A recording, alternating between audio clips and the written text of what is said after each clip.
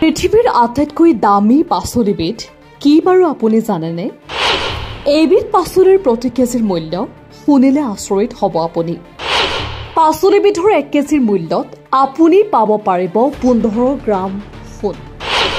এতিয়া আপুনি অনুমান কৰক এই পাচলিৰ মূল্য কিমান হ'ব পাৰে।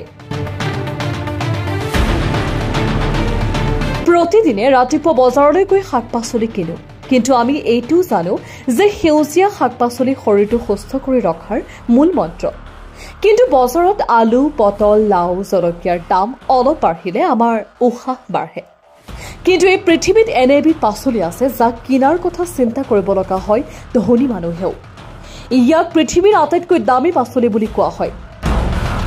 সেই পাচলিটোৰ নাম হপচুট। এই পাচলিৰ 1 কিলোৰ দাম শুনি সকলোৰে চকু কপালত উঠিব।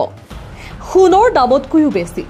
বৰ্তমানৰ বজাৰত 1 কিলো হপচুটৰ মূল্য 85,000 টকাৰ পৰা 1 লাখ টকালৈকে।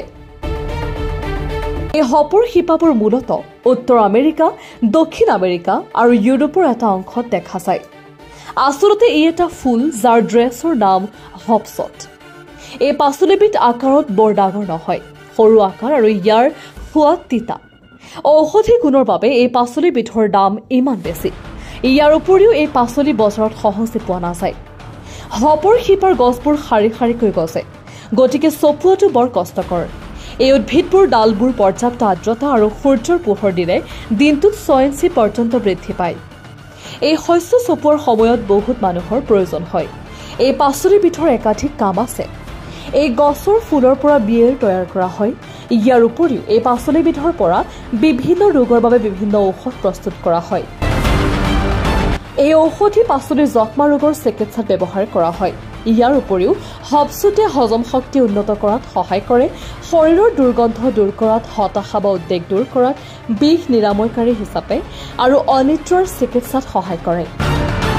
লগতে গছৰ কেঁচা পাত খোৱাটো অতি উপকাৰী। চালাডত পৰিৱেশন কৰিব পাৰি, আচাৰ বনাবলৈ ব্যৱহাৰ কৰা হয়। ইউৰোপৰ দেশসমূহতো ছালৰ যত্নৰ বাবে হপৰ শিপা ব্যৱহাৰ কৰা হয়। News desk, news plus.